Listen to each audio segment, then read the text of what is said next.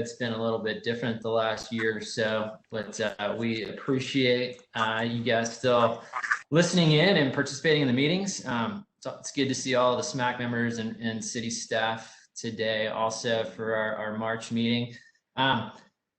Do have one introduction. We have Katie Talavera. She's joining us as a new member of the Stormwater Management Advisory Commission. And Katie, do you want to take just a minute to introduce yourself and sort of give us a little bit of your background? Sure. Well, I've lived in Raleigh a number of years now, working in the natural resources sector, going on about 18. And I look forward to working with you all. Great. Well, thanks for joining us. Really do appreciate your time, and look forward to having you participate in our meetings and discussions. We did have one request for an excused absence from Glenn Taylor. Is there a motion to approve his absence? All right, I got Mr. Moore and a second from Evan Kane. All in favor of that excused absence? Show of hands. Any opposed? All right, Wayne, that one passes unanimously. Anybody have any comments, requests for revisions, or edits on the minutes from our February meeting? All right, it doesn't look like it. I move to approve the minutes from the February meeting. Is there a second? Second. All right, Mr. Senior on the second, and all in favor, show of hands. Any opposed? I don't see any opposed. That one passes unanimously as well, Wayne. Thank you, Mr. Chair. Appreciate it. I do have one stormwater team update. I would like to announce that we have a new supervisor for our plan review team, and that is Janet Boyer. Janet has been a senior reviewer in that team, so brings a lot of good experience in plan review, and we look forward to working with Janet in her new role. Moving on to high priority topics, we are going to try something a little different today, and our annual SMAC photo is going to be digital. So I'm going to ask everyone who is not a SMAC member to please turn your video off. And Kristen Freeman is going to take a screen capture, and ultimately she will cut the little pieces out and make it look like everybody's together. But I'm going to turn mine off and give Kristen a few minutes, or maybe less than a few minutes, a minute, to do a screen capture, and hopefully she can smile. Everybody, hold that smile. Hey everyone. Okay, I'm gonna count down. 1, 2, 3. Okay, and then I'm just gonna take one more for good measure. So 1, 2, 3. Perfect. Thank you. Great, thank you, Kristen. All right, great. Thanks very much, Kristen. All right, moving on. We thought we would give you an update. There was a memo that was included in your agenda package. We had a request from someone who had been actively working with folks in our Rainwater Rewards program to modify some of the design guidelines associated with rain gardens specifically, and had sent a list of some suggestions for changes. I'm not going to go through all of those in detail. We'd be glad to answer any questions about those. A number of the requested changes had already been incorporated into our design documents, which we updated last year. And a couple of them we either did not agree with or could not do for legal reasons in terms of the number of responses and bids that we solicit. Those are city requirements. So wanted to make you all aware of this request and open that up to questions if anyone had any questions about that, the memo that was included in the package. Oh, okay. And then, so next I will turn it over to Ben Brown. Ben is going to give us a brief update on where the floodplain regulations text change process stands today. All right, thank you, Wayne. Kelly is sharing a short presentation that I have, just a couple slides to kind of go through some of this. Since we're not in person, I feel like I need a couple visual aids to keep your attention. Kelly, if you can go ahead and go to the next page. So there were a few changes at the Planning Commission discussion to the text change that you all put forward to the City Council. If y'all will remember, there was an exemption for lots a half acre or less to this regulation for vacant property. The Planning Commission wanted to change that size exemption to 1 acre. The half acre was consistent with our current floodplain regulations, but they felt, based on some numbers that I'll show you in my next slide, that it was warranted to kind of move that up to 1 acre. And also a couple staff recommendations during the Planning Commission deliberation that have come out was to change it so that the new regulation changes would only apply to FEMA mapped areas. And that was mainly because of the availability of solid mapping in the FEMA areas is so much better than in the flood-prone soils areas or in the drainage basin study areas, which aren't across the whole city, as some of you may know. So that was a staff recommendation that the Planning Commission accepted, and also to make the effective date either the same as the new map adoption or January 1st, 2022, whichever comes first. Staff feels that if you kind of dovetail the regulation changes with the new map adoption, then that'll cut down a lot on confusion. But we also recognize that we don't have a date certain for when those new maps will be adopted. We think we're pretty close based on all our discussions with FEMA and with the state of North Carolina, but we don't have a date certain yet. So did want to put that endpoint date of January 1st, 2022, which is surprisingly enough, next January. When I see 2022, I feel like it's a long way out, but it's actually in less than a year. So that's where that came from. And Kelly, if you can go to the next slide. This is kind of our analysis of the numbers, the difference between the lots captured by the half acre exemption or the 1 acre exemption. So basically these numbers are what you're looking at, properties that are either entirely in the floodway or floodway fringe, properties that are 75% to 100% in the floodway or floodway fringe, properties that are 50% to 75% in the floodway or floodway fringe, and properties between 1% and 50%. So basically any property that had any vacant property that had an issue with this. And I apologize, I'm just not seeing this now, but it looks like I got some of my text cut off on that title block. So I do apologize for that when I brought it over from Excel. But anyway, as you can see, the total properties affected by the half acre exemption is 399 for a grand total of 1,545.8 acres.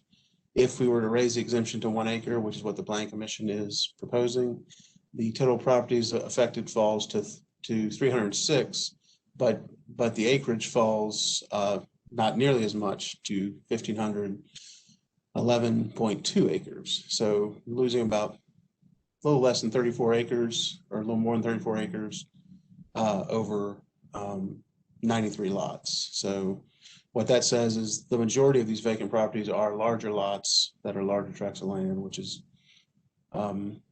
going to have a greater impact. So those kind of were the numbers, and I again apologize for that title issue with the top there. So next slide. And kind of where we are in the process, the next meeting where this will be talked about will be at the Planning Commission Text Change Committee meeting. That'll be on March 16th, 2021 at 4 p.m. And that's a virtual meeting, which you can see on the Planning Commission's website, the link for that. And this past Tuesday, council approved a 30-day extension for the planning commission to deliberate on this topic. So what that means is the planning commission must forward this to council no later than their March 23rd meeting of the regular planning commission. So that's either a supportive, denial, or a no decision. And so that means that the request for public hearing will appear on the April 6, 2021 city council agenda, and council will then set the public hearing from there. So essentially the planning commission has a chance to discuss it at their text change committee on March 16th. And then they'll have to make a final recommendation at their regular planning commission meeting on March 23rd.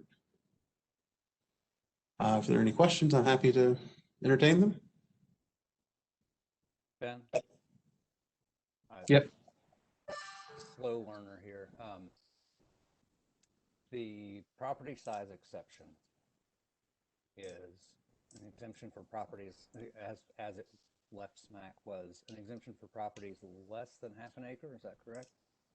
Correct. That's how it was originally. And the planning commission asked to change that to properties 1 acre or less would now be exempt. So how does that reduce the number of affected properties? I would think that would increase it. Because the number of exempted properties. Correct. Oh, I see. It reduces the number of affected properties. Okay. Yeah. Sorry, Yes. I'm processing it backwards. Thank you. It's all right, no problem. I've been looking at these numbers for so long that I need somebody to keep me straight on them too. So, could you go back to that slide real quickly? yes, please. Now that I know how to look at it correctly. Kelly, could we go back one?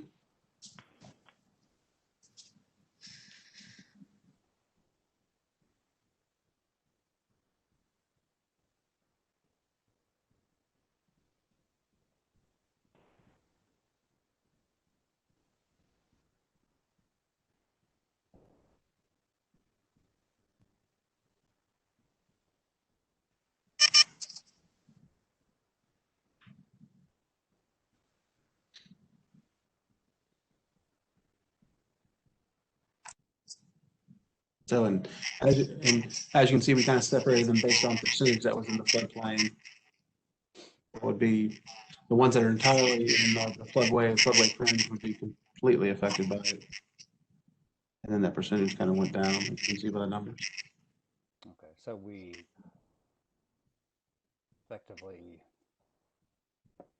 protect about 2% less floodway fringe. Yeah, the reasoning for the request was properties that were between 0.5 and 1 acres. There were a couple examples that had already been subdivided, and for example, one gentleman had bought a vacant property for retirement and mentioned this would impact his ability to develop it. So I think the reasoning for the change was the total acreage was not impacted significantly, but there would be smaller properties that would be exempted below 1 acre. Now those properties would still be regulated as they were before the changes with the 50% rule.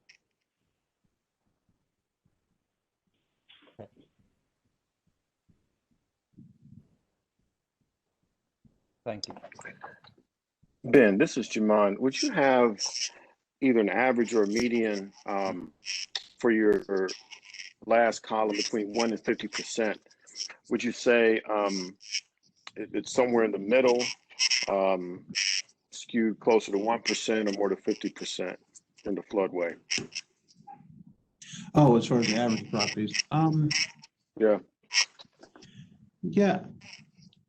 yeah, I couldn't really say because essentially in why staff kind of made it 1 to 50 when we went in increments of 25 before we went there was just kind of to show that with more than half of your property being available for development, not in the floodplain, then that kind of opens you up a little bit more. So I don't have a real good handle on what the average would be if they're closer to half, closer to 50%, closer to the 1%. But I mean, that's something we can bring back.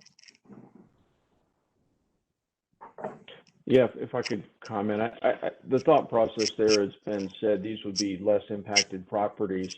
And for example, in residential properties that had a number of unit restriction, for example, they're zoned R4, it would be reasonable to increase the density on the 50% or more of the property that is out of the floodplain, and that would still be a viable development while staying out of the floodplain area. So staff believes that those properties in that category would really be minimally impacted and still be very developable as Thank they you. were That's helpful. beforehand for That's the most helpful. part.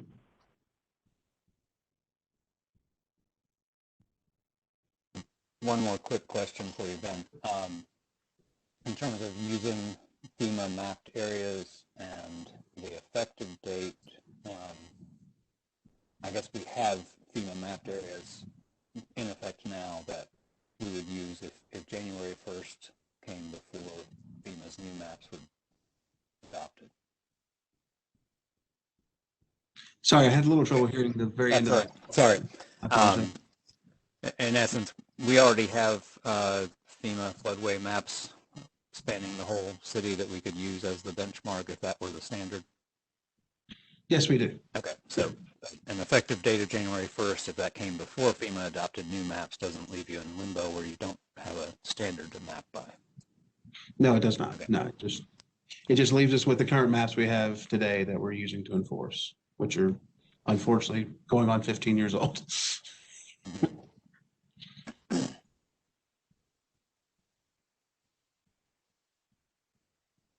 All right. Well, if there's no more questions, thank you for your time. Great. Thanks, Ben. Thanks, Ben. Then that'll wrap up. We have no further no notices prior to construction to report today. So that completes our staff update. Mr. Great.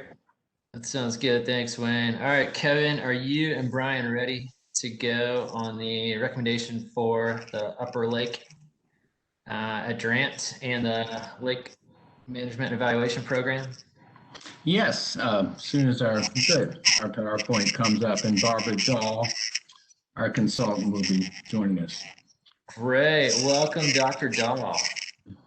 Okay, well, thanks. This is, you may recall having deliberated about the Lake Management Evaluation Program over the summer, and the City Council adopted the new program in October.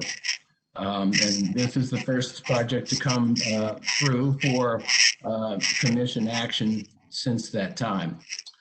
Next slide, please, Kelly.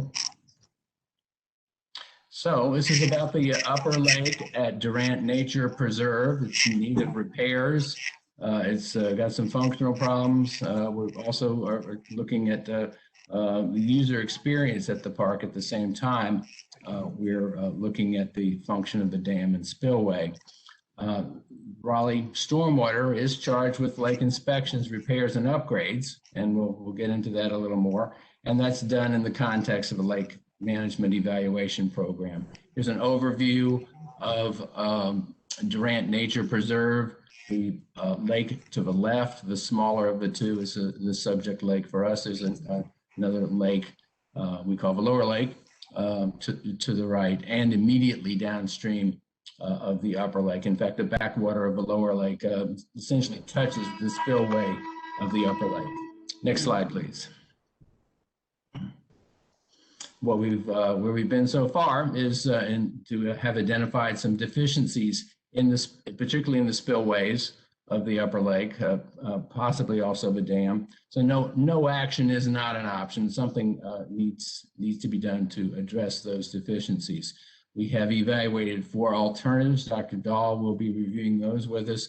We've also gone through a public engagement process, and Brian Smith will be talking about that shortly. What's next after our actions are, this is an action item for the commission.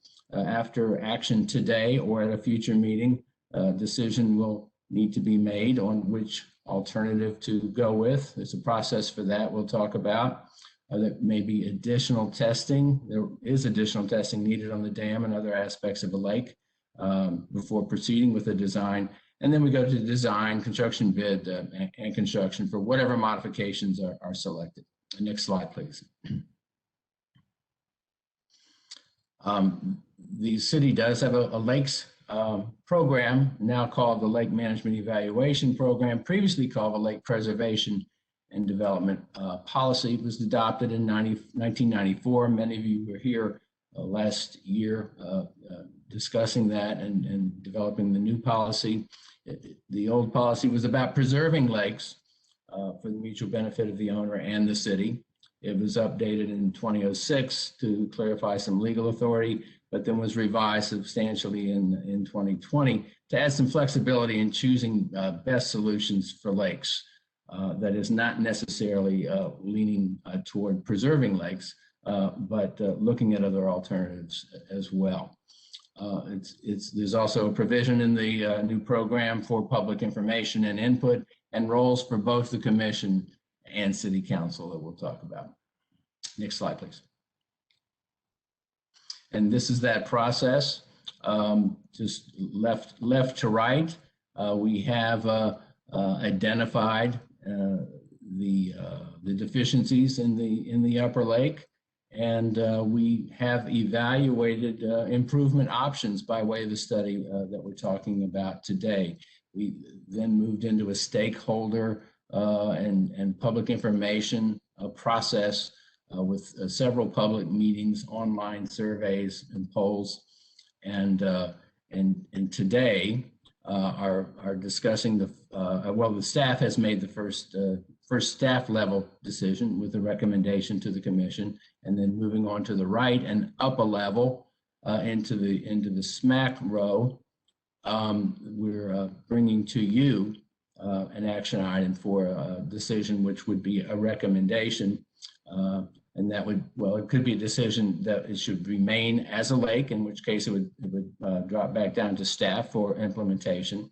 But if the decision were to make this something other than a lake, and that is the staff recommendation here later, that would go as in the form of a recommendation to city council for a final decision, and then back down to staff for implementation.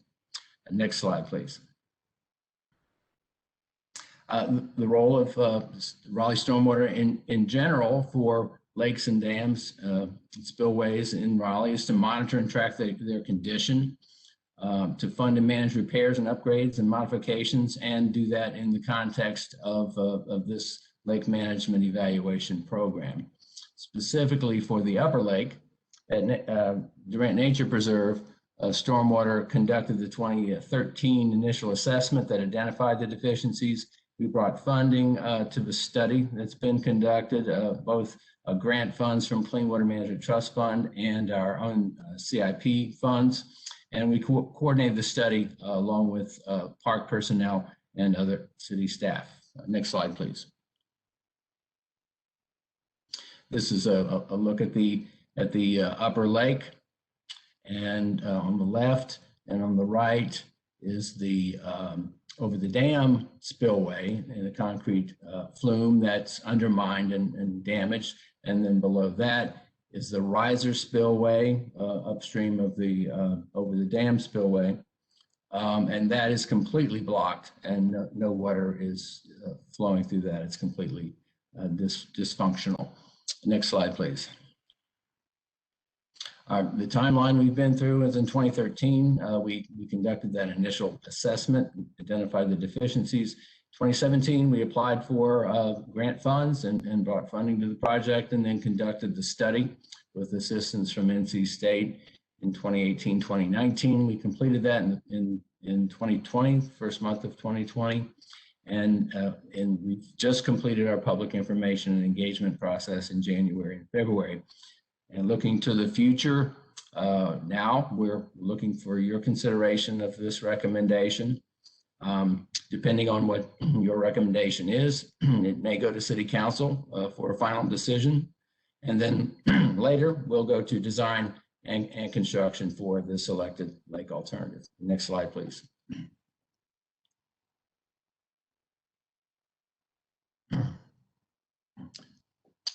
Funding for the project, for the study, came from grant funds, 127,000, and about 55,000 from city stormwater. For future purposes, we've already been approved 350,000 for studies and design. We are requesting an additional 2.5 million for additional design and then construction. That's requested in the CIP for fiscal year starting in fiscal year 22. And we certainly intend to apply for additional grant funds to be determined. Next slide, please. Now I'll turn it over to Barbara Dahl to describe the process we went through and the 4 alternatives that were considered. Thanks, Barbara.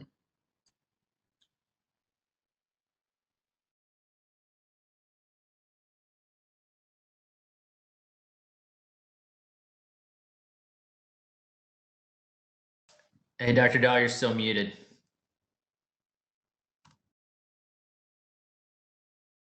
Okay, that's better. How about that? Okay, so as Kevin said, we were brought into the project to conduct an assessment of alternatives. And the focus was really to kind of try to diversify some of the ecological habitat in the park that's used for education. And so they wanted to see if they couldn't expand the opportunities, maybe to improve water quality and expand just overall environmental education, and to also consider the long-term viability of the facility overall. We really had 2 parts. It was an existing condition assessment, and then we developed concepts designs for retrofitting the lake. The existing condition covered a lot of elements, including surveying the topography, the bathymetry of the lake, documenting the accumulated sediment in the lake, looking at the watershed conditions, and modeling some of the hydrology, different storms up to the 100-year, and looking also, we did some assessment of water quality and aquatic life in the facility. This work, I want to mention, was done by a team of engineers out of BAE. We also have Jack Kirky-Fox on the call today to answer questions. He did the work on the designs, and then Dan Line and your very own Jonathan Page worked on the existing condition assessment. So I want to mention that. As far as looking at the watershed land use change, there was a lot of significant change between 1992 and 2001, and then things pretty much stabilized after about 2001. We've got the aerial photos here of 92 to 2017. You can see that area. The lake is in red there and the watershed boundary in blue. And that area immediately around the lake, especially to the west and south, well, a lot of new development came in that time period from 92 to 2001, and then things have pretty much stayed the same since then. And associated with that loss, the increased development, was a loss of forested cover. So just to kind of recap, Kevin mentioned some of these things with the existing condition that really cannot be left unaddressed. We have that damaged outlet structure that's not functioning at all. The spillway has cracks, it's very undermined, the channel's eroded below that. There's that downstream erosion below the spillway. You can also kind of see how severe the undermining of the spillway are. There's some accumulated sediment in that lake, about 12,500 cubic yards, or what we tallied up from our assessment, the bathymetry and soil surveys. And then 20% of the lake roughly is filled with sediment, so kind of losing the water storage capacity with that sediment in the lake. And there's some piles of sediment out there. Other kind of conclusions from the existing condition is that the sediment that's there, that's accumulated, is not hazardous, so it can be, it doesn't need special disposal. The existing dam and spillway were found in their existing condition to provide little flood control benefit. The lake does provide moderate water quality benefits, and the aquatic habitat is really poor to fair using the North Carolina bioclassification. So we looked at 4 design alternatives. One is the lake as is, which you would repair and place those structures. We looked at 2 wetland configurations. They're very similar, and I'll kind of speak to the difference of those. We're calling one a stormwater wetland, kind of focused more on water quality, and one a habitat wetland. That's really, more on enhancing habitat. And then we looked at a stream restoration type approach where you would kind of eliminate most of the dam and restore a kind of natural stream and wetland system similar to what might have existed prior to the dam being built. So the lake as is option we'll look at first. The cost are each time under the title up there in the upper left, you'll see 2 to 3.6 million. This would involve putting a new spillway there, a new outlet structure, and we show that centered more in the dam area. There are some eroding channels that lead into the lake. Here are 2 of those where some great rock grade control structures would be necessary to kind of prevent that continued erosion and incision that's dumping some of the sediment into the lake. And then some sediment removal on this kind of upper portion of it was budgeted into this design alternative. This is just showing what some of the rock grade control structures would look like in one of those incised channels that would need to be addressed. So the first wetland is the stormwater wetland, and this involves the price you'll see there, including shallow water areas, deep pools, like a typical constructed wetland for treatment. It has 3 berms with about 2 foot of drop across each of those berms, so it's kind of creating multiple cells within that wetland. And we showed having weirs through those berms that are more of these type of labyrinth weirs that would enable you to lengthen the weir as much as possible in that area, and including a new forebay for the lake to capture some of the sediment, again, to help with some of that longevity and sustainability of the dam. It would still need a new spillway, and we showed lowering the dam some to provide some of the material that could be used for the berms in the wetland cells. This is the sediment forebay. I'm going to skip that. All right, so wetland habitat. Wetland is very similar. It also has the shallow and deep water areas, but instead it only has 2 berms where it takes a much larger drop of 4 feet on the upper berm. It has the forebay, and it needs the same repairs and lowering of the dam for the berm material. The main thing that makes it more habitat focused is that it does have this larger contiguous wetland area in the habitat wetland. For stream restoration, this would involve having a meandering channel with floodplain. The channel would have habitat features such as riffles and pools. It would need a lot of structures because all that drop that we have across the valley would have to be taken up incrementally. We wouldn't have big 2-foot drops like in the wetland. Instead, each structure would have about a 1/2 foot of drop in it. So there's it would have a planted floodplain that would flood every year or more frequently, likely because it's an urban watershed. And we did show incorporating some floodplain wetlands out in this area. This would lower the dam and remove the spillway to the dam, so it wouldn't function as a kind of flood control type of system. This would be more allowing the water to pass through the lower dam. So to compare the 4 approaches, we did something called multi-criteria decision analysis. It's a kind of a tool that's used to divide complex problems where you divide things into smaller parts, analyze each part, and then kind of integrate that to a meaningful solution. So what we did is we developed 8 different criteria variables that are here, and the city helped with defining those variables. And we added a weighting factor to those. I think my thing came up wrong. Okay, sorry. Go back. I said current slide. Hold on. Sorry.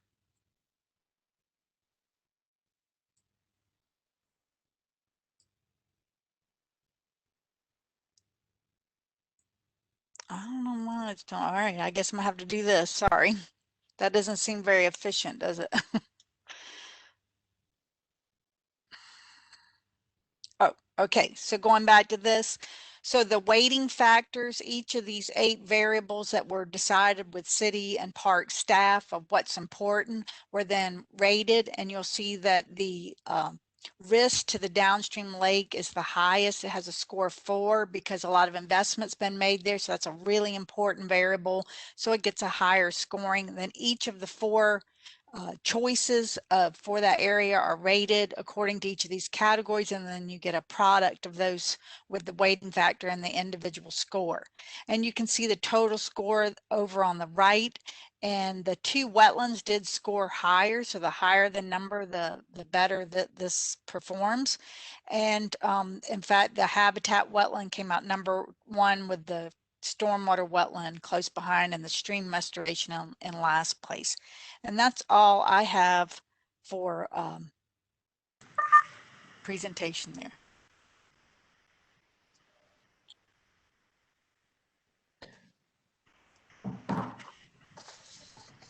Great. Thanks, Hey. Dr. Dahl.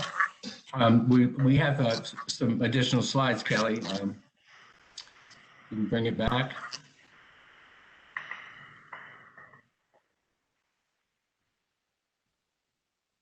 And Brian Smith will pick it up on public engagement. Thanks, Brian. Yep, down there on slide 22, exactly. So, yep, good deal. So, hello, everybody. I'm Brian Smith. I'm with Parks, Rec, and Cultural Resources. Natural Resources Superintendent there, and Durant is sort of under the purview of the section that we're in. So, wanted to speak a little bit about how we handled the public engagement collaboratively for this after the technical portions were done.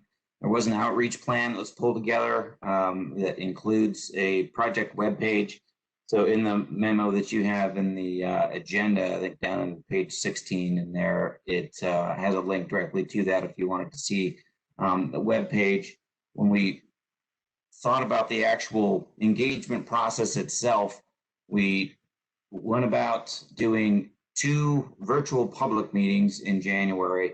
So we sent out a press release advertising those early January, like January 4th, to let people get back rather than try to send it out prior to the holidays. Ran 2 public meetings, one on the 12th, one on the 26th, and concurrently had a survey open on publicinput.com. It was also put out through the press release and then advertised through social media on the website and pushed out to a bunch of the users that we have on Gov Delivery lists that are existing, both from the Parks and Rec side and from the stormwater side. So we ended up reaching a fairly broad audience with this, but also had a good focus on the neighborhoods directly surrounding Durant. So there's about, I think that one of the social media platforms used was Nextdoor, and I think what they ended up doing was about 76 neighborhoods, I believe, and it was about 16,000 people in those adjacent neighborhoods right around the park in two different pushes. So people were able to participate in those ways, and we got most of our participation was online through the publicinput.com survey.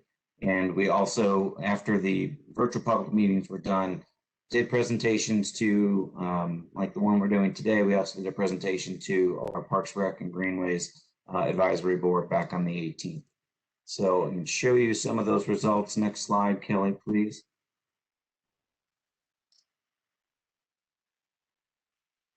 Good deal. So this is what we have, sort of Likert scale type of results.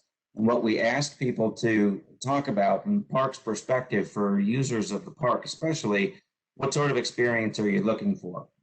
Is what we were really wanting to know and understand patron use. Obviously, we have the technical pieces of this. We have Durant as a nature preserve. We understand what we're trying to do for that designation, but we need to understand what the users actually desire and how they're using the area around the upper lake. And what that showed us is that back one, thank you. The top 3 things that people are really looking for, there was a lot of discussion about maintaining the area around the upper lake as a place for wildlife refuge, not wanting that to change. No matter what alternative we choose, make sure that we're able to maintain the area around the upper lake as one that is less active than the area around the lower lake at the park in terms of human use, so that it can be used for wildlife and area of refuge.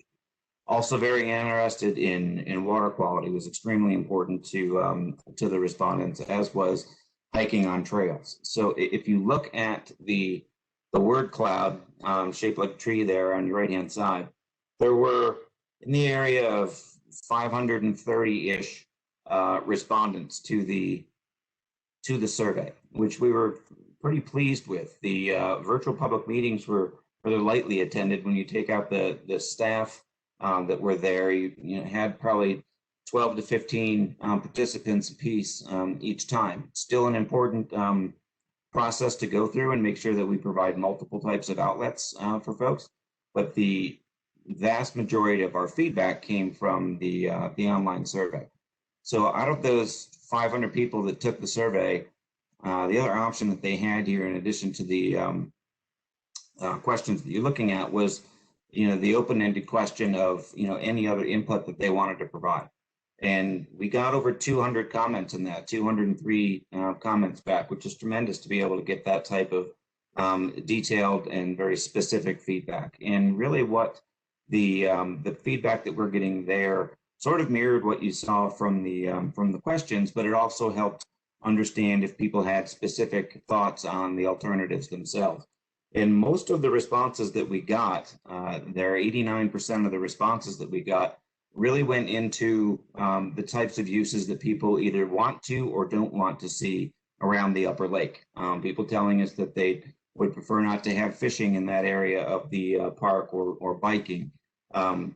There was about 23 responses that did speak more directly to the alternatives, and those were split about half and half. There was 5% of those, so 11 responses that were wanting to keep the lake as it was, and 12 or 6% that were saying we can change it to one of the good alternatives that we've outlined, or they were sort of neutral and leaving that to us and whatever choice we thought was best for the park.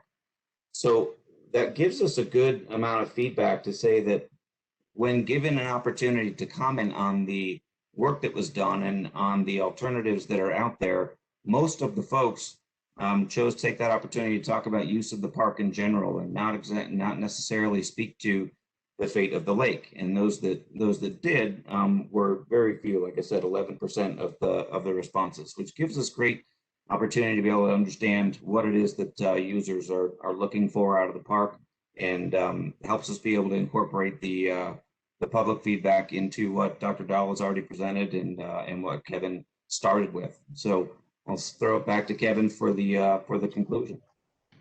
Thank you. Next slide, please, Kelly. This is a wrap up, taking it to discussion, back to the table for discussion and perhaps a vote by the commission. But before we do that, I'd like to ask Wayne, do you have any additional comments or anything to add before we take it back to the table?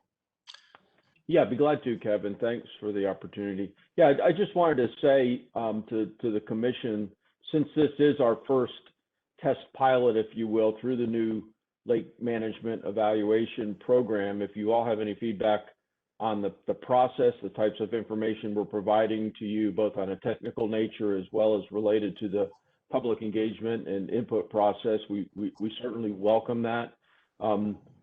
Getting back to the Upper Durant Lake specifically, based on the evaluation process that Dr. Dahl brought us through and led in the results of that, leaning toward a non-lake option, one of the wetlands options, and then the feedback that we received both during the survey process and discussions and Q&A in the virtual meetings.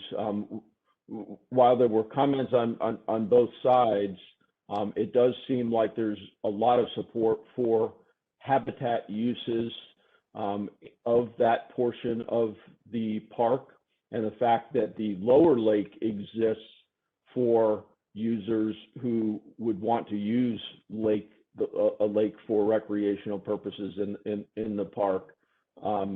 Staff is recommending that we pursue a non-lake option, one of the wetlands options, and we believe that's supported both on a technical basis as well as a majority consensus of the feedback from the users, from input from the Parks and Rec staff, and Parks and Rec board overall. So that's what we're recommending. At this point, we would like to ask the commission for a recommendation. And as Kevin has said and is outlined in this last slide, the three options are concur with staff recommendation, which would then go to City Council for the final decision. If you believe that this should remain a lake after all, we would proceed in that direction. Or if you need more information, would like to defer a decision to a future meeting, that would be an option as well. And we welcome any additional questions or input at this point. Thanks, Wayne. And Mr. Chair, that concludes our presentation and recommendation. Turn it back to you for discussion and action. Yeah, great. Well, thanks, Kevin. Thank you, Wayne. Brian as well. Appreciate you joining us here. And certainly to Barbara, Jack, and Dan for the work on the technical side of things. Really appreciate it. Yeah, so let's have a little bit of discussion on it. I see Mark Senior. You've got a comment or question. You want to get us started? Yeah, appreciate all the information that was presented. I guess one of the questions I have will help me in making a decision would be to look at what the original function of that lake, how it came to be, what its current function is now, what what benefits are.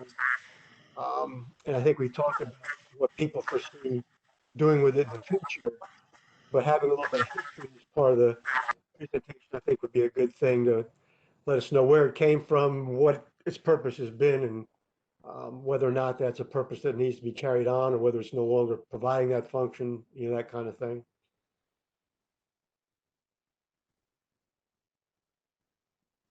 I'm not sure if anybody has that information, but yeah, I know that was a good question, Mark. I know a similar question came up at one of the virtual meetings, and the background that was provided by one of the park staff who was there early on.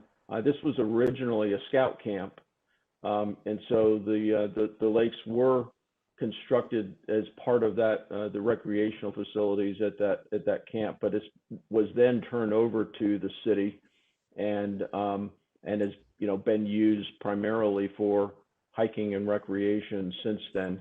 It is designated as a nature preserve, which is a special designation that Brian can talk about a little bit.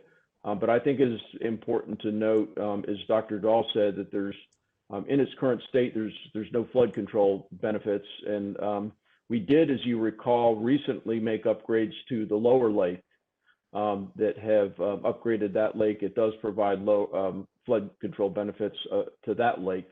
So we're not seeing the upper lake as a flood control structure per se. And Dr. Dahl or Brian, please jump in. Yeah, I'll jump in first if I may.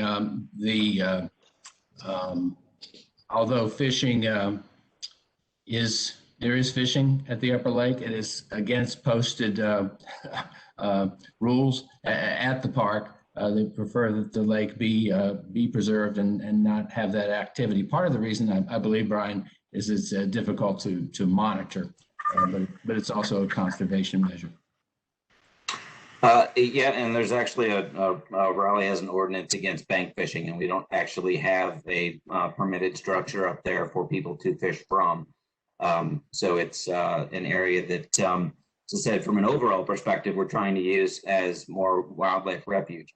The plans as laid out would allow a little bit more on the recreation side in terms of at least the educational and viewing aspects, being able to put some structures intentionally in there for people to be able to look across, wetland habitat. So from our perspective in parks, and from the perspective of utilizing, what's the best use of these 6 acres If we're going to have to do work on the dam, that would be effectively to increase the diversity of the types of habitats on the site. I think we could get a type of habitat that we don't currently have much of on the 237 acres that would actually add not only then to what we're providing in wildlife habitat and water quality, but what user experience is. And what we're hearing from folks is what they'd really like to be able to utilize that space for as wildlife refuge, and then enjoying just the fact that they know that that's going on, and then having a chance to actually see that diversity from whatever either boardwalk or platform type structure that we put in the southeast corner of it there. So that's I think from our perspective right now, as a piece of open water, we have open water downstream. So if we're going to need to do the repairs anyway, in our mind, and now that we've gotten to this point and talking to the public and looking at the technical pieces, having this as wetland is a better use than the open water is serving us right now. Yes, and so because that existing outlet is clogged up and the water's kind of sitting at the crest, it's just really not existing conditions, not providing flood control benefit. That's kind of the reason. So the wetland, both the wetlands and the repairing the lake all would have increased benefit to flood control because of repairing that outlet structure. And with the wetlands, even though you lower the dam some, you would have a lower water level. And so you have more storage capacity, plus, kind of addressing some of the sediment that's there.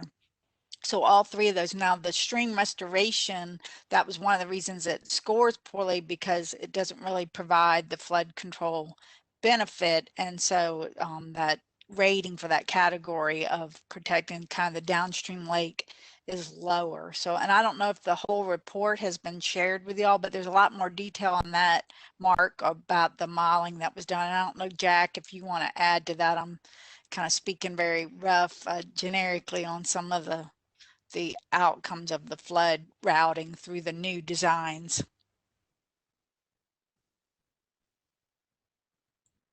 I mean, I think that answers my questions. I got one follow-up on it. Has anybody investigated the benefits of potentially getting wetland restoration credits through doing this, and paying back some of that cost? We did not consider that. We had to do a jurisdictional delineation for the, to consider that what wetlands were there that may have to be considered in design. And we do currently, we're getting a consultant underway that's looking at wetlands mitigation opportunities on behalf of the division. And this would certainly be one of the projects that could qualify. So I think that's a very good point. Yeah, go ahead, Evan. Hey, thanks. Just a quick observation and a couple of questions. In terms of process, Wayne, when I received the memo with the attached comments from the public on this, the public input process, I would say, just looking at those comments, I was a little concerned that the public did not know what they were really commenting on. The presentation that we saw here today showed me that there was a lot more to it, and that people, it seems to me, people did know, what they were being asked to comment on. So in terms of future process, since this is our first test of the new policy, I would recommend don't unpair the written comments from the statistics on the survey and that kind of information. Second question was, I just don't recall, was the MDCA scoring shared in the public meetings of the 4 alternatives? It was, yes. Okay. I thought I remembered that. It's a very similar presentation to what you've seen here in terms of what Dr. Dahl delivered and explained to the public. There's also a summary version that's provided for people so that they have, if they're just doing the publicinput.com survey, as you say, to make sure that they have context. There was a shortened summary version of it provided on the on that project webpage, which they have to go to the project webpage to get to the survey.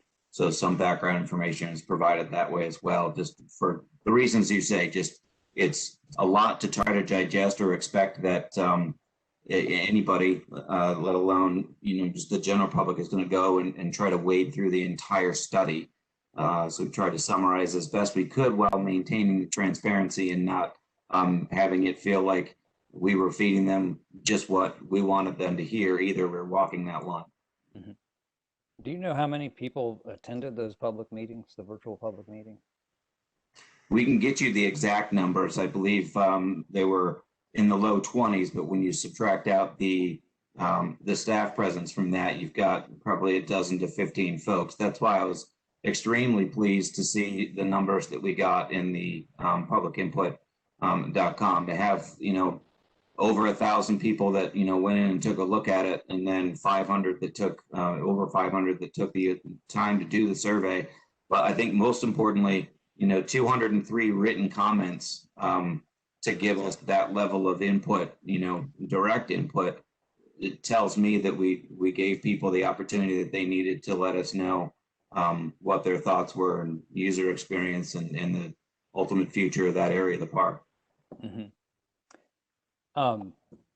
And Barbara, you mentioned that the dam and spillway in the existing condition don't provide much benefit in terms of water quality and flooding.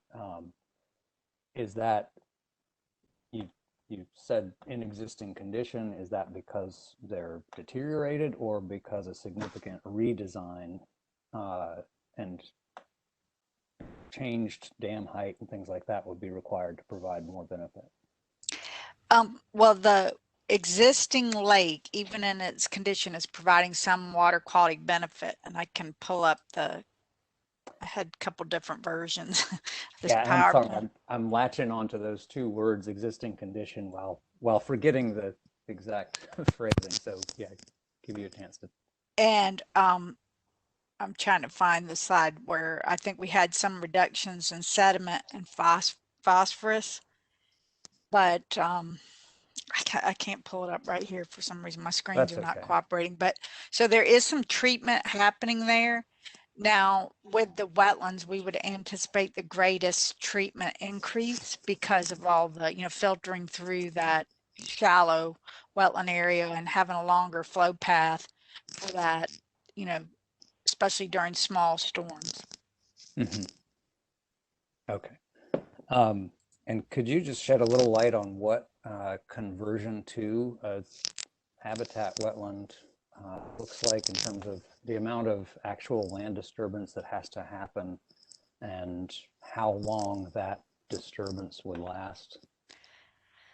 Well, one of the things I think we did right there was the construction. Maybe we talked a little bit about that. We have more. We just rated on the project implementation timeline, and that the wetlands would take, I think, longer. They scored lower, because of the amount of modification, the grading that was there. So I don't remember, Jack, do you know how long did you look at specific kind of construction timelines for that? How long the, kind of area would be down?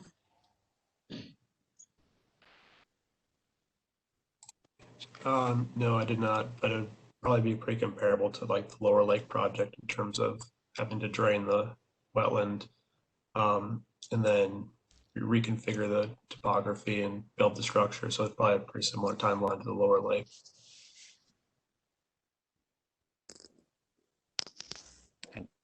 Okay, I'm just trying to get a sense of, for the public users coming out there, how long do they see, some construction related mess?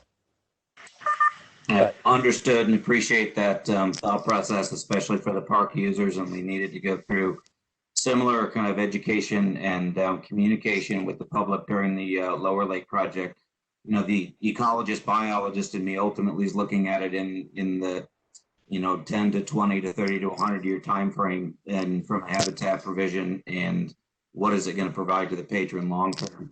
But your concerns are valid, and it's going to take communication with the public if we're, you know, in the midst of, but especially once you get to the project itself, to let them know the ends to which you're trying to achieve and that the meetings are worth it.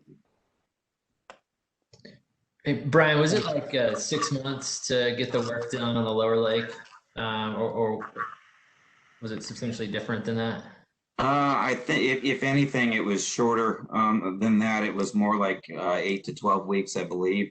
But Mother Nature will ultimately determine, obviously, with how much water is falling from the sky and what they can and can't do on site.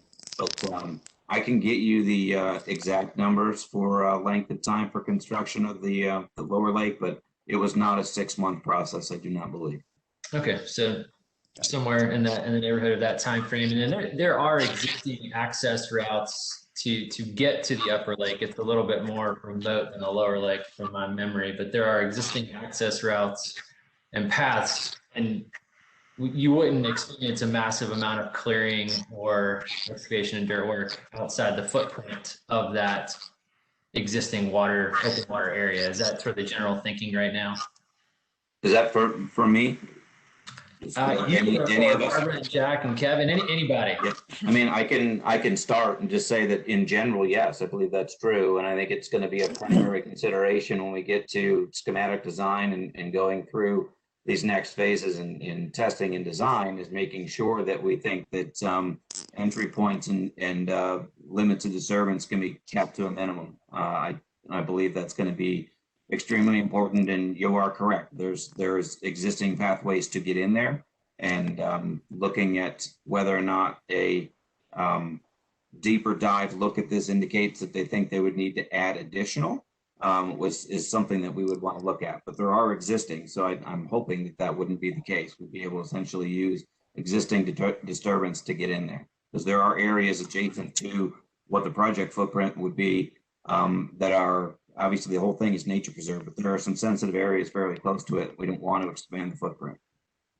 Yeah, a reminder that no action is not an option, and that for all 4 alternatives would probably be comparable in terms of construction access and disturbance just for mobilization and storage and access, probably more so for the wetlands, but still more or less the same amount of disruption just to have a construction project on the site.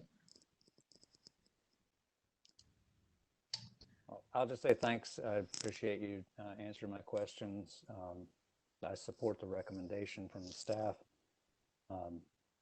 and just wanted to get a sense of what the park user is going to experience. I have a feeling that if this goes forward, the folks who would like to see the lake preserved will become more vocal, especially when there's equipment moving around and land disturbance happening. But we'll focus on the larger end goals. Thanks. Yeah, Reverend Taylor, do you have a comment or question? Yeah, thank you, JP. 3 quick questions. I saw that the wildlife scored at about 60% in the survey, and that the habitat wetland scored the highest. And I just wondered, was this happenstance, or did staff take community input to mind when deciding or doing a weighting scale and having the habitat wetland score higher?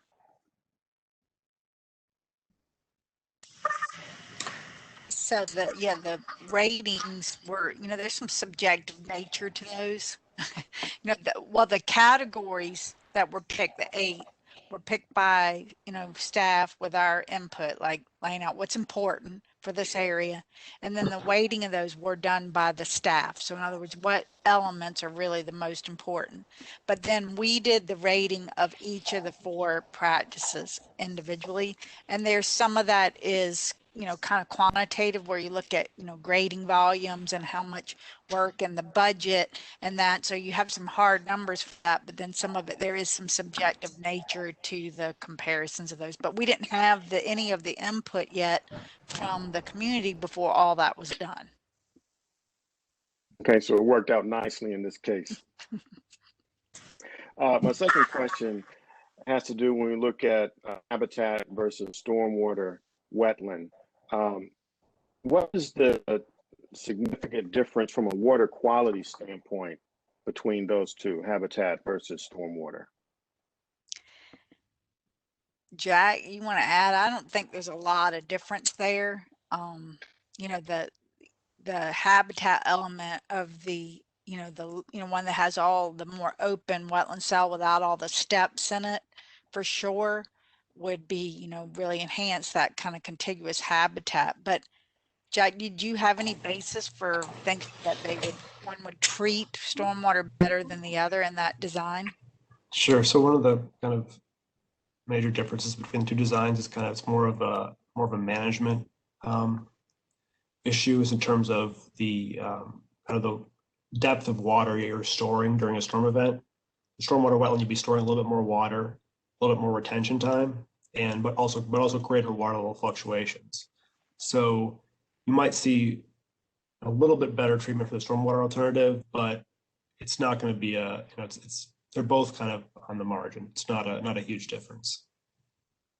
And in fact, you'll see in the way we phrased the staff recommendation, we recognize it's a close call, and the recommendation is such that let's pick a wetland option and decide later which of the two would be best after additional investigation, or hybrid. Okay. Then my last question, I just wonder, have you looked at any data about people's perception? Obviously, for decades, people have been used to looking at a lake, and a wetland is very different from a lake. So I'm just wondering, are there any survey data, either from Raleigh standpoint or pulling nationally, or even polling data, people's reaction to a wetland? Of course, I have a wetland as my neighbor, so I'm very familiar. And oftentimes when people come, they call it a swamp. So just curious about that. And that is my questions.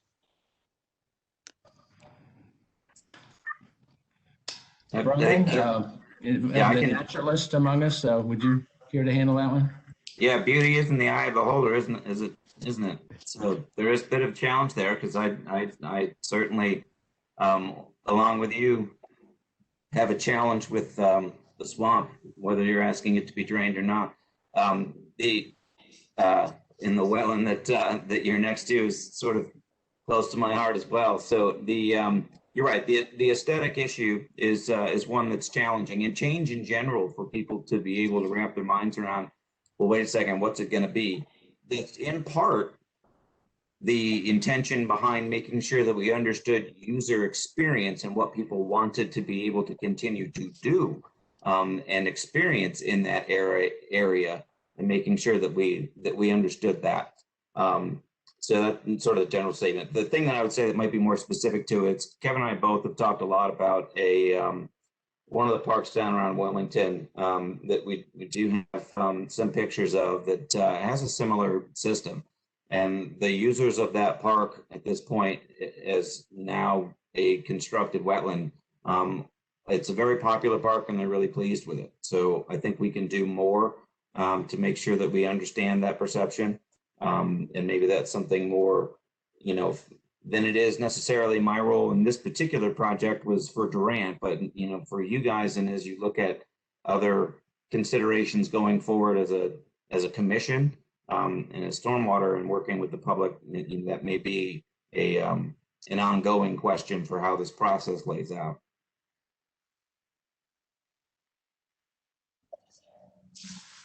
Gotcha. Thanks, Brian. Any other questions right now for staff or Barbara and Jack while we're on this topic? Kelly, could you bring that last slide back up? I think it might help in framing a motion if there's one to be made. And JP, I saw that Katie raised her hand. Yeah, I think I saw that as well. I'm trying to get my grid back up here. Yeah, Ms. Talavera, did you want to ask a question, make a comment? Yeah, I was just curious if they're expecting any significant changes on those upper reaches based on the different plans.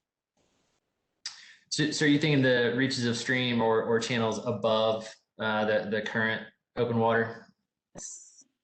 Well, all of the approaches would need to stabilize those channels because they're going to just continue to erode and dump sediment into whatever measure you put there. So we showed that grade control structure, I believe, on all the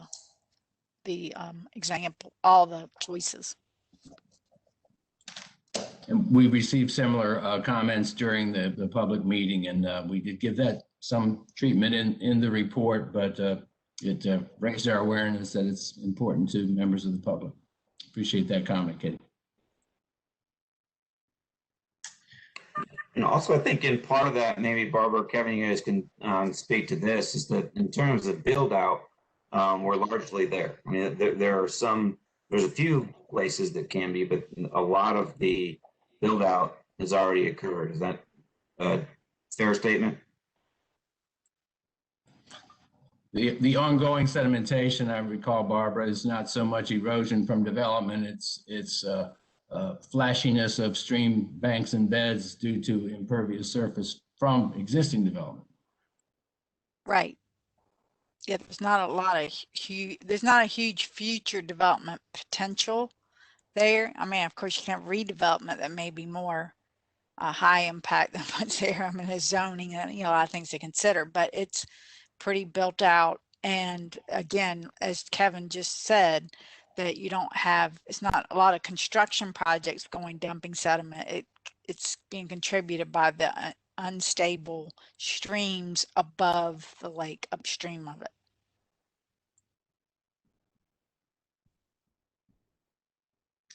Gotcha. Any other questions right now? And then if there aren't any questions, do the members feel comfortable moving forward with a motion at this time, or do we need more time to think about or deliberate? I'd make a motion to concur with the staff's recommendation. All right, is there a second? Second. All right, I got Mr. Stancil with a second, and we'll go ahead and take a vote. All in favor? All right, that appears unanimous. Wayne, I think I counted all the hands. Who was the second, Mr. Chair? I had a second from Mr. Stancil. Thank you. Yep. Great. Brian, Barbara, Kevin, thank you very much. Jack, really appreciate it. Thanks for having us.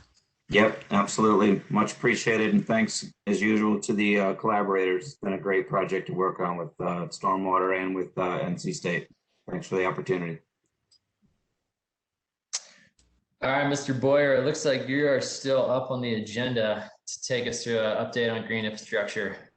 Yes, and Kelly, can you give control over to me so I can share?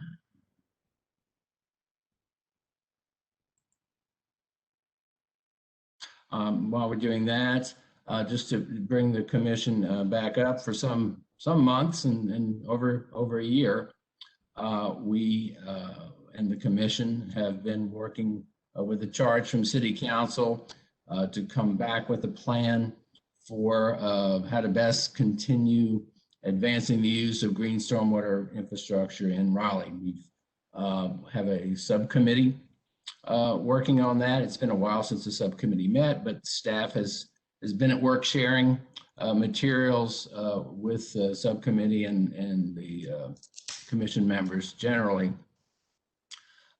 Since the last meeting, we sent out to all members of the commission an updated version of the draft Gsi policy, which is a policy by which city staff would be expected to consider the use, at least consider the use and evaluate the use of GSI on city development type projects, and an implementation guide for how to go about using that policy once adopted. I did not receive any comments back, and that's fine, but I just wanted to let you know we continue to be open to receiving comments. And I can, after this meeting, send you out the latest versions of the draft policy and the guidelines. If there's no other discussion or question on those, I'll go ahead and move ahead and share a document.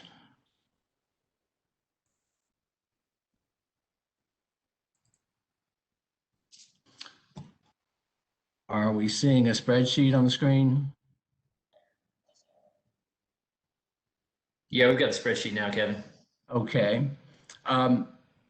We're working toward providing a mechanism, a document for the commission to submit to the city council about continuing to advance green stormwater infrastructure in Raleigh.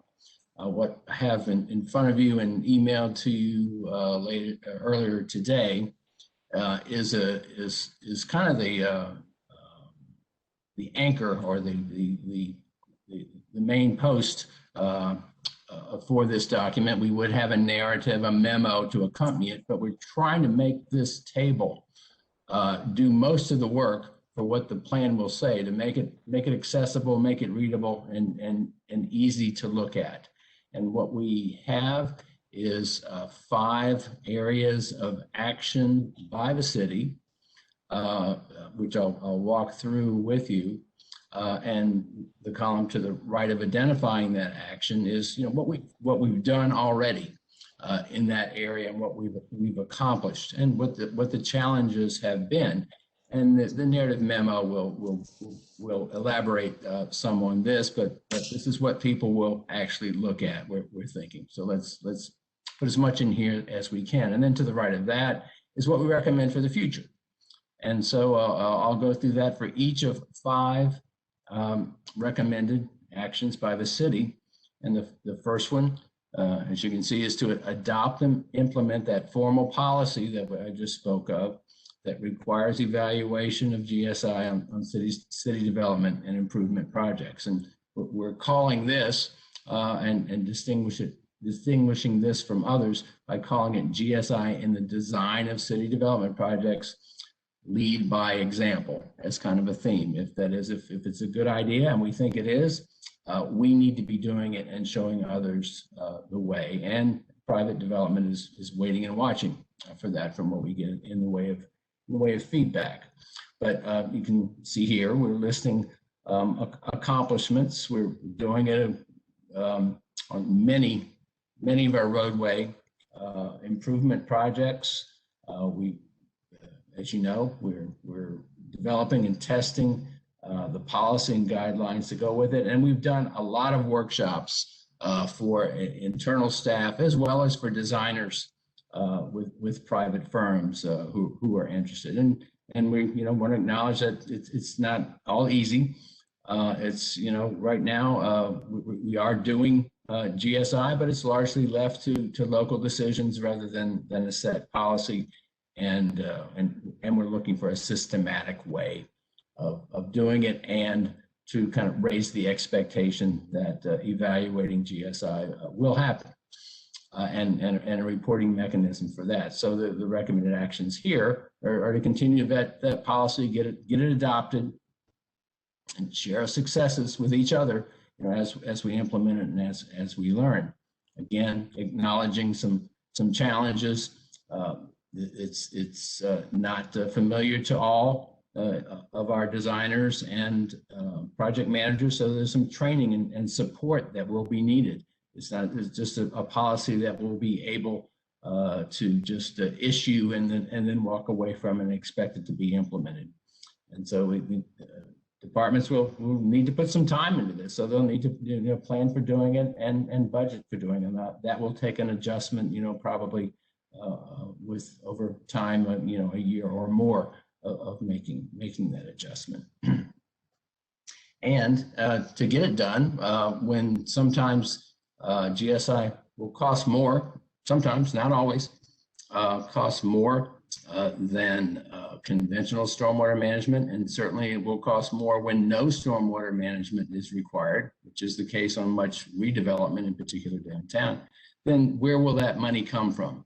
And so one of the challenges is to provide an account, a funding mechanism through the stormwater utility in our budget specifically for that purpose. And we've started doing that in our budgets, and Wayne will touch on that another time or later today.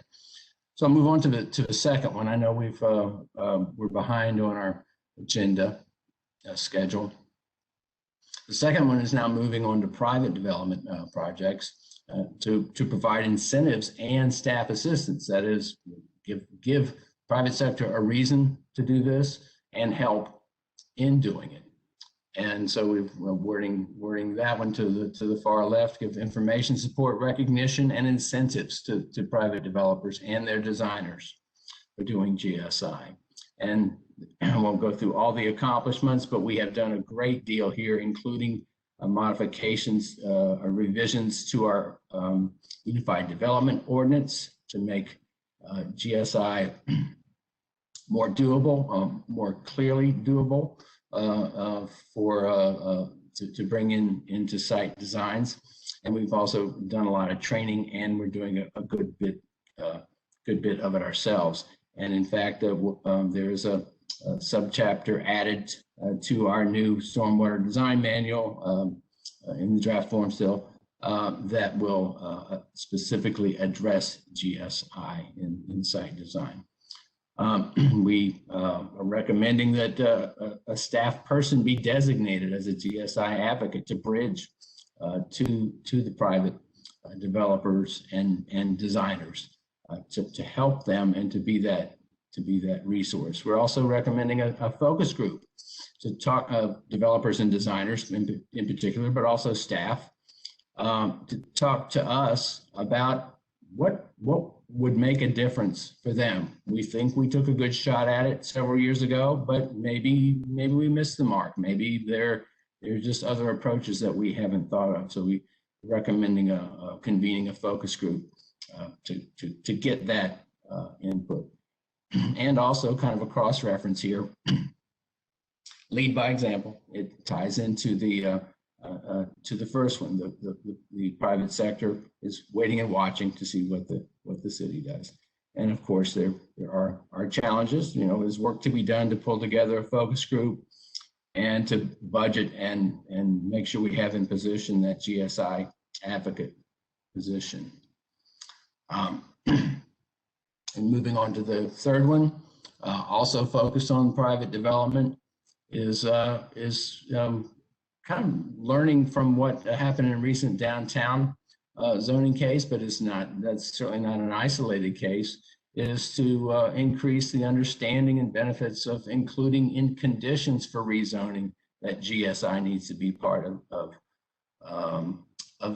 the process, part of the zoning conditions. That is, if the city is giving something to the property owner developer, this is something that can be given in return. It's a delicate balance in that the city cannot require that or to actively leverage that, but it is in the process. It is being done. How do we best tap into that?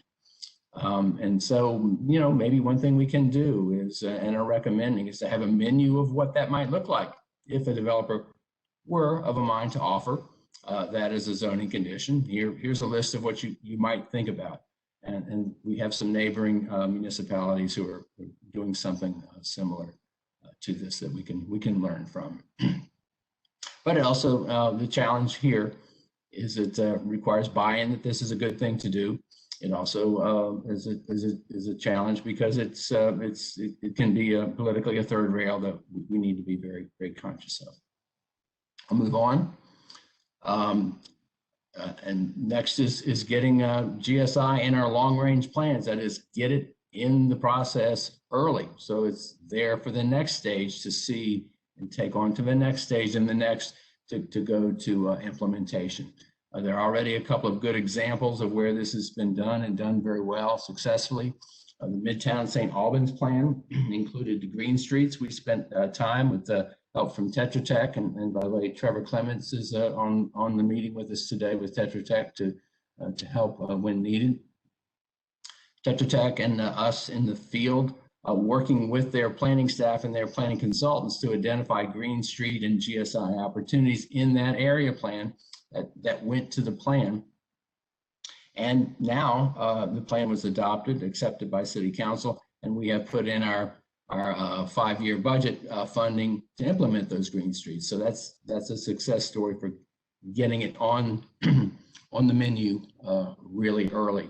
And also our Urban Design Center is working on a supplement, or has prepared already a supplement to that plan that's focused on green infrastructure, and using that as a model to apply to other area plans. So getting in the system early. And then the last of the 5 is to go back and look at what we did in 2017 in the way of revisions to the Unified Development Ordinance that we believe should be helpful, should have been helpful for bringing GSI into private design, although we've just not seen a great deal of that. So why not? And that's kind of links back to the focus group. Let's get to work on pulling the lid off that and thinking about how to do it better, and then educate ourselves, our staff, and the public with what we have and why it's there and how it benefits them. So this is where we're headed with our draft for the commission to consider submitting to City Council. As I said, we'll have a memo narrative to support this, and we'll be working on that. Have started it, but just wasn't ready to bring to you today. We suggest that we do have Mark Senior, who chairs our GSI committee, do have a meeting in the next few weeks before the next commission meeting to really dig into this and any narrative that we have ready to review, and start moving it from our desks to yours, since it will be submitted from the commission to City Council. The timeline I think is for us to be thinking in terms of final adoption, probably at the May commission meeting, April if we can, but May is probably more realistic, and then getting it to City Council at their second meeting in May. With that, Trevor Clements is in the meeting, and also Wayne, if either of you would like to comment before we turn back to the chair to move to another agenda item. No comments from me, Kevin. I don't have any additional comments either, Kevin. You did a nice job summarizing the key elements of the plan. Thank you. Mr. Chair. Great. Any other questions for Kevin from members of the commission at this time? If you know, not a question, but just a comment, perhaps more for the commission. It may be helpful for us to work with staff to do some type of case study or reflection on Downtown South. Perhaps there could be learnings that could help us in engaging private developers in instituting GSI and LID. Granted, under Downtown South, Kane Realty did not have to do the GSI designs, and they did it. So I think it would be good for us maybe to look at that, some type of reflection or look back to see if there are any steps that can help us move forward in encouraging developers to embrace these modifications. We would welcome that discussion, Reverend Taylor. Thank you. And excuse me, Wayne, I think we'll be doing it anyway. So let's make it a report back, either through the committee or to the full commission, and maybe not focus solely on Downtown South, but that's probably going to be the main one. Thank you. Okay, thanks, Kevin. All right, Wayne, what do you think about moving into the stormwater program budget update and level of service options? I think we've got time to finish up all of the agenda. I think so, and I think that would be good. I can be brief in the presentation, and I'll, Kelly, if you could send me the share option for my screen. Would like to get at least some feedback from the commission, if possible. We have a presentation to the City Council at their budget work session on March 15th. So certainly not a requirement to have any commission input by then, but it may be helpful at that point in time if we did have feedback to pass along. So I will share my screen now.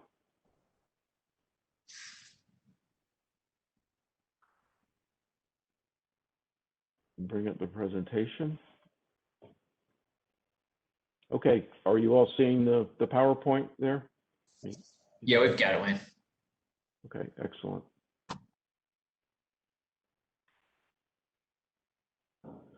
Okay, let me step through this quickly. I'll touch, and this will be basically the presentation I give on March 15th. I will spend a little bit more time with council on some of these items, but going to start off with a quick review of our mission and vision, talk about the base budget plan, and then the level of service and fee rate options, talk about how that will impact our production and delivery capacity, and welcome any questions and feedback.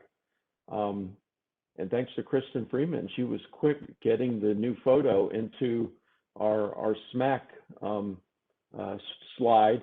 We will clean this up a little bit and make your pictures bigger and empty out the blanks. But we do appreciate the input. Your input is very important toward setting our priorities, setting our budgets, and helping us identify our policy changes and priorities and recommendations for how to move our program forward. The vision, as we had presented to you last year and to the City Council at their November work session, is to be the smartest stormwater program possible to economically and equitably achieve our mission. And we are continuing to strive toward that. And we're starting to look at how we are using the Be Stormwater Smart moniker, both internally to be smart, as well as to help our community become smarter about stormwater related issues and how to stay safe. And we will apply this philosophy to all of our programs supporting the core mission. A few quick recent accomplishments. Last year, despite a pandemic, we set a record for the highest output to date in delivering of our capital improvements projects. We delivered $14 million worth of capital improvements projects, and that's compared to a budget of $6.5 million. And as you recall from previous presentations, that difference is a number of older legacy projects that we continue to deliver and catch up on. And so we have been able to increase our delivery capacity, as I'll show you in a few slides later.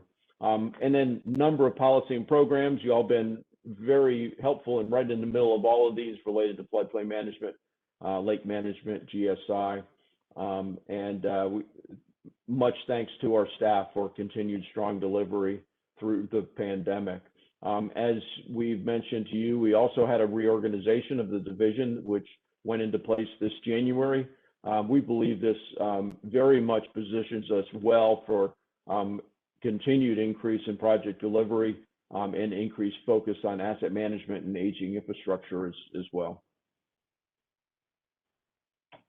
Our base budget plan, which has been submitted to the city manager's office and the budget office, has no change in level of service, no additional staff positions, and no stormwater fee rate increase. And this is consistent with the direction that came from the budget office and the city manager's office for all departments across the city. Given the economic uncertainty in the city right now, we were asked to hold the line on budget and number of positions. Now we have reviewed this options with city manager's office, and they have approved and okayed us moving forward with several level of service options, which I'll get into here in a moment, for your input and council's considerations that could and would go above and beyond this base level of service plan. But this is the one that has been proposed as the base budget level. And this budget looks very much like our budget did for this fiscal year. About $6.5 million of CIP. The division amongst the programs is very similar to what we saw this year. We did in the operations budget to try to hold the line there, cut some operating costs, some consulting costs out that we believe could be deferred, and using that we were able to absorb some operational cost increase related to labor, healthcare costs, and so forth. So this budget pretty much holds the line and stays very similar to our current year's budget. Now, as we have discussed previously, we are proposing several options to be considered that would be supported by rate increases. And we're proposing 3 level of service options. And I do want to point out these 3 options have been modified slightly since last time we presented these to the commission. And this was based on feedback from the city manager's office, the budget office, that there are a number of departments that are going to be looking at fee and rate increases this year, including Raleigh Water, including the solid waste services, and possibly other departments as well. So they asked us to modify our rate options slightly down. And so the 3 options that we are proposing at this point would correspond to a 50 cents per single family equivalent unit per month increase, a $1 increase, and a $1.50 increase. As you may recall, the 3rd level of service went up to $2.50. They asked us to back off of that given the other considerations and the total impacts of fee increases may have to our residents and community members. And so these are the 3 options that we're bringing forward. Similarly to before, we've broken these options down into operational, which is the lower part, or the green part of these bars, capital improvements, which is the blue or upper part of these bars, and then these smaller purple bands in the middle. Recall, we have set a fiscal policy for keeping a 25% of our annual budget in our fund balance, or basically 3 months of operating costs in our fund balance as a reserve against unanticipated circumstances, which certainly we've seen some of those here recently between the pandemic and record rainfall amounts. So we did, as you recall, back in 2018-2019 period, because of some record rainfalls, we did have to eat into that fund reserve to repair some failing infrastructure that failed during some large rainfall events. So we have last year built that fund balance back up, and we're very close to our 25% fund balance. Now for these other options, though, as the total annual budget goes up, we do need to make additional contributions in order to still meet that 25% target. So that's what these numbers are here. Pulling out just the capital improvements portion of those options and comparing those to previous years, I think it helps keep it in perspective how these options compare, because the biggest changes are in the capital improvements. Right now, this fiscal year 21, we have a budget of $6.5 million in our capital improvements under the base level. If there's no increase, that would hold the line. And then the 3 levels of service would gradually increase the amount of CIP to 7.2, $8.9 and $10.4 million respectively. The 10.4 getting us back almost to the CIP that we had in FY17 when the program had its first rate increase from $4 to $5. As you recall, we had a 50-cent increase as well last year. Here is a pie chart that our team continues to work on and update. It shows existing backlog of known project needs by category. And this is based on watershed studies that have been done. It's based on investigation of citizen complaints. It's based on investigations of aging infrastructure and a number of watershed studies that we've done. And this number has grown since last year, mostly because of our knowledge and understanding of this backlog is improving. And that backlog right now stands at approximately $750 million. Here are our level of service options in a little bit more detail. Option 1, which is the 50-cent rate increase, we are proposing new positions under the operating budget as well. 5 new positions in the engineering services portion of stormwater. These would be 2 plan review positions, 2 asset management positions, and 1 financial and utility operations position. And we're also proposing 5 new positions in the stormwater maintenance group, which is housed in Raleigh Department of Transportation, but funded by the stormwater utility fee. We have a very good partnership with that group. They respond to complaints. They do all of the operation and maintenance, street sweeping, catch basin inspections and cleaning, and condition assessment work using closed circuit television inspection. And so the 5 positions would be 4 maintenance staff and 1 data analyst for CCTV. And these were the positions recommended by the stormwater maintenance group, and these positions really are needed to round out crews for existing equipment, and we have equipment that's not being fully utilized because it's not always fully staffed, especially under difficult operating circumstances as we have had recently during the pandemic. So believe these 5 positions are very important to optimize and get the full use out of the capital equipment that we already have for operation and maintenance.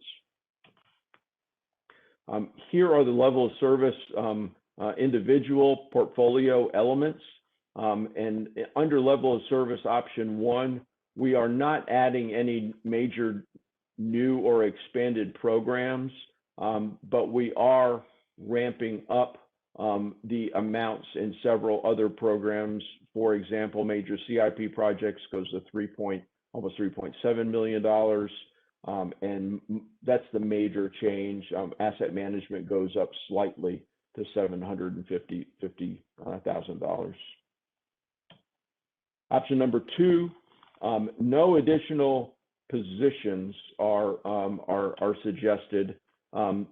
This option would really take the CIP up to almost $9 million, about $8.9 million.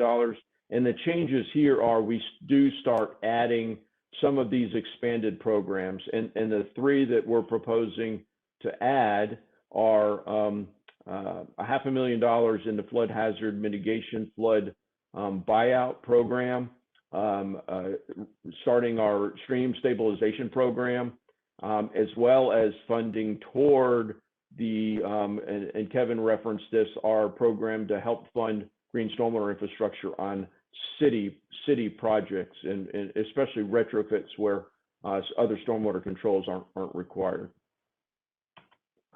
And option 3, which corresponds to a $1.50 rate increase. Again, no additional positions in the engineering services, but there would be 2 additional positions for the stormwater maintenance group, in addition to the 5 previously under other levels of service. And this would be a new CCTV crew. So 2 more staff and some CCTV equipment so that we would have an additional crew focused on condition assessment of our aging infrastructure. And then the level of service 3, here's the CIP portfolio. And really, basically these numbers all increase slightly. You can see the CIP major projects up to 3.9 million. Drainage assistance is increased. Watershed planning is increased. Asset management is increased. And modest increases in the other elements, flood hazard mitigation, stream restoration, and green stormwater infrastructure, for a total of approximately $10.4 million CIP. Here's where we are compared to our peer cities, and there are, here we are right here. We got a 50-cent increase this past fiscal, or this current fiscal year. That puts us at $5.50 per single family equivalent unit per month. Compared to our other North Carolina peers, which are the lighter blue, we're pretty much right in the middle of the pack, okay, ranging from the Charlottes and the Greenville, North Carolinas, which are up over $10 per month per single family equivalent unit. Durham and Fayetteville are slightly higher than us in the $6 to $7 range. And a number of communities are lower than us. The Concord, Asheville, Rocky Mount, Winston-Salem, High Point, Gastonia, Greensboro are lower than us. Now, there are other peer cities on here, and these are all of the capital cities in the Southeast US who have stormwater utilities. And all of those at this point have higher fees than us. So Nashville, Richmond, Tallahassee, Florida, Austin, Texas, and Columbia, South Carolina, all capital cities. We felt like that was a good comparison because of some of the unique aspects of capital city. There's a lot of state property typically. There's often a lot of university property. So we believe that those characteristics make these good peer cities for comparisons as well. The 3 level of service options would take us to $6, $6.50, and $7. So you can see, really with any of these options, we still stay somewhat in the middle of the pack for North Carolina, and we do pass a few of our peer cities in North Carolina and in the Southeast US capitals. Staff has demonstrated the ability to deliver projects. Historically, you can see here funding versus expenditures. As I've mentioned, we have really, I think, done a good job ramping up our production and delivery capacity on capital improvements projects. And last year, our expenditures and delivery of CIP significantly outweighed our input. And that continues into FY21, even though it's not shown on this chart. And this is that unspent, unencumbered capital improvement projects from legacy projects that we do continue the trend to spend down. We had a little bit of a flattening here from the pandemic last fiscal year, but continue to make very good progress this year. And our target for this is to get that down under $10 million. One issue, question that has come up, it came up at the council meeting during our work session work session presentation in November, and it's come up in discussions here is how can we eat into that backlog and look at, are there other financing options we want to consider? One that we are looking at, and we have a consultant, Raptelis, who is doing our rate model, who's looking into this with us, is revenue bonding. And this is something that we have not used in this stormwater program to date, but other stormwater programs have used this, Charlotte being the best example here in North Carolina. And this would give us the ability to deliver more capital improvement projects a little more quickly, and then pay off those bonds over 20 or 30 years, depending on the bond type. The logic here being that the community members who would benefit from the infrastructure would pay it off over time, rather than right now we are only pay-go. So the folks that are community members now pay for that infrastructure, even though that infrastructure will last 50+ years. Another option is Clean Water State Revolving Fund. We have made use of this in the past at a very modest level. It is competitive at the state, and historically, North Carolina has very heavily prioritized wastewater projects for this Clean Water State Revolving Fund, although they have improved the priority points for green stormwater infrastructure and other water quality related projects. So we do believe that this is an option, and we will pursue this, but we don't believe it's an option in of itself on a broad level. But it definitely can contribute to a method of financing additional projects. And then there has been some discussion of environmental impact bonds. This is something that is popular in communities that have EPA consent decrees, have very large program portfolios that they have to deliver in a very short period of time in order to comply with a consent decree date. We have looked at this and do not believe that the risk factors that go into environmental impact bonding are a good fit for us. We don't have a consent decree, we don't have a compliance deadline, and we don't have the need to offload risk of compliance as part of a financing mechanism. So we believe that a more traditional revenue bonding approach would be much more practical and effective for meeting our needs. So at this point, we welcome any feedback or questions from the commission. Any feedback on level of service options, as I've presented them, I'd be glad to answer questions. I know I've delivered a lot of information in a short period of time. One issue related to bonding that I didn't mention, I should have. One issue, if we do want to go the bonding route, in order to get a bond rating, which would be required in order to be able to sell bonds on the market, we would need to increase that cash on hand, that fund balance, from 25% to something higher, and really 50% would be the bare minimum.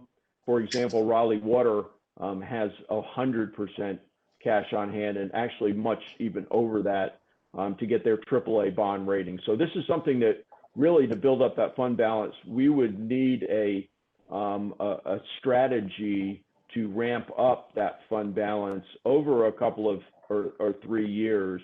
And so that's something that we're considering as well. And then the ability and the capacity to incorporate that debt financing into the CIP. So that is my presentation, and I would at this point welcome any questions or comments from the commission. Thanks, Wayne. Just a point of clarification for me, are we on the agenda? It says we could endorse a level of service option, but at the budget meeting, the council, you are not necessarily going to present or ask for a rate increase. Is that correct? That information is available for council to receive, and they could look at pursuing a rate increase. I'm just trying to understand that a little bit better. Yeah, good question, Mr. Chair. So it is not a requirement for the commission to endorse any budget related matters to council. We are presenting these different level of service options to city council, if the commission would like to endorse one of the levels, we would certainly present that if you wish as a recommendation to city council.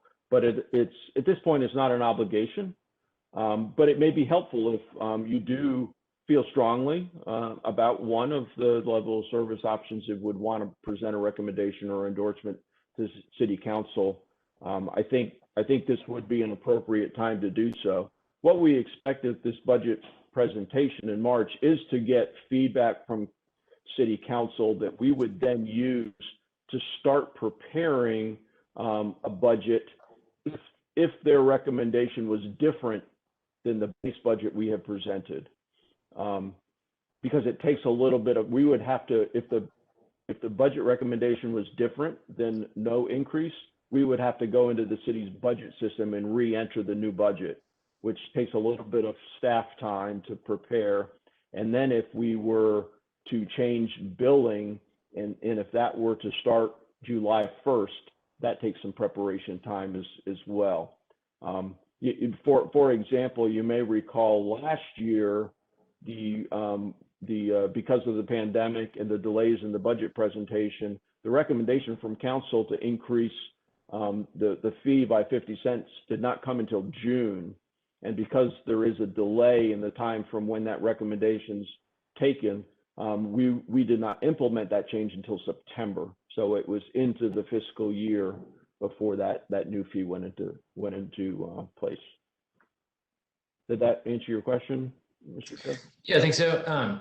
And we can have some additional discussion about this now. I mean, I think it makes sense to endorse one of those if the members of the commission feel strongly, just so that we're showing kind of support for the work that you guys have done to forecast that. Go ahead, Mark. Yeah, I mean, I've probably said this before, and I'll say it again. You know, my observations in working with other communities is that everybody's program is woefully underfunded. Looking at the capital expenses, that once everybody starts looking at their system, looking at not only the existing needs but the future anticipated needs, that the funding is going to have to increase to maintain a level of service. So to me, it's, you know, you raise the rates now, or you're going to have to raise them later. So I support, you know, going to the highest level that we've got a recommendation for at this point. Yeah, Reverend Taylor. Thanks for the presentation, Wayne. If memory serves correctly, I think 75% LOS comes from corporations and non-residential. Is that correct? I believe it's 2/3, sir. 2/3 of the revenues come from commercial, non-residential, and 1/3 comes from residential. Yes, sir. Okay, the slide that stands out when you presented some months ago was the impact to nonprofits and schools. And so I'm wondering what percentage of the 2/3 is actually nonprofit or schools. And with the rate increase, again, thinking back to the slide either a month or 2 months ago, you know, that difference for nonprofit was thousands, maybe tens of thousands, well, probably thousands of dollars. So that's a little bit concerning to me, particularly in our economic climate. And I didn't know if there was some type of appeal process for nonprofits. Certainly, yeah, so that's just what I'm thinking about. I don't know if you have that answer readily available. I'm afraid I don't, but we certainly can get that information to you. There are appeal processes, but the appeals are typically based on the dispute of what the actual amount of impervious area is on the property, rather than whether or not the fee applies. The way the enabling legislation that we operate under, the laws are that it really needs to be treated consistently if it's an impervious surface-based fee. And if you vary from that, it opens us to challenges from others for special treatment. So at this point, based on the established precedent, it would be very difficult to treat nonprofits or churches differently than any other impervious area. but we'd be glad to give you the data, the estimates of the relative impacts to nonprofits versus other types of commercial properties. Thank you. Yeah, Ken. I got a question, Wayne, a comment. Back on your slide where you showed the line items by program, I guess, various expenditures and various rate increases. Yeah, that line doesn't have a line for the emergency fund or the relief fund or rainy day fund that you showed on the other graphic bar chart where you had that purple part of it. My question, should that amount be shown in these options here? Yeah, good question. I understand why there's seems like a discrepancy there. This is a CIP reserve line item that we have kept oftentimes in the past for emergency CIP projects that were unanticipated, as opposed to a fund balance, which is not in the CIP. It's actually part of our operational costs, which differs in that if we want to use the fund balance for any work, we have to specifically go to City Council and get permission to do so. This CIP reserve, we could use at our discretion as long as it was for an emergency CIP project. It's best practice. We would like to be able to budget for this. We just have not done so from a contingency standpoint because we believe we understand where our needs are. We could still go to the fund balance if we had to with council permission. So it's more of a flexibility thing, just having the flexibility to go in there and do what you think. Yes, sir. Yes, sir. That's a good way to look at it. Makes perfect sense. Okay. I would concur with Mark, and I would try to, you think it's palatable and you won't get folks too excited. I would recommend we go in there with the highest rate, and try to see what happens. Just I think the needs are definitely there, and the time is not going to get any cheaper later and or easier later to get that. I don't think approved. Thanks, Ken. Any other questions right now? All right. Do members are members interested in moving forward with a motion to endorse one of the level of service options at this time? I'd like to make a motion to go in with the 3. Yeah, the highest one. All right, yeah, so the motion would be to endorse level of service option 3. And I've got that motion coming from Mark, and I'll give a second to Ken. Is that correct, guys? That's fine. Okay. All right, all in favor? Any opposed? All right, Wayne, I had one opposed. That was Reverend Taylor. I didn't get a full or a total count on the other ones, but I only saw one opposed. Okay, thank you very much. We appreciate the support. Gotcha, thanks, Wayne. All right, so now we've got election of officers for the commission. I did talk to Glenn. He's not here, but I had a chance to talk to Glenn yesterday. He and I would both like to give other members the opportunity to serve in the leadership roles, the officer roles going forward. I've enjoyed the experience. I've learned a lot, but I think it's definitely an opportunity for other members to participate in that as well. So I have received some interest in the chair, vice chair, and planning commission roles.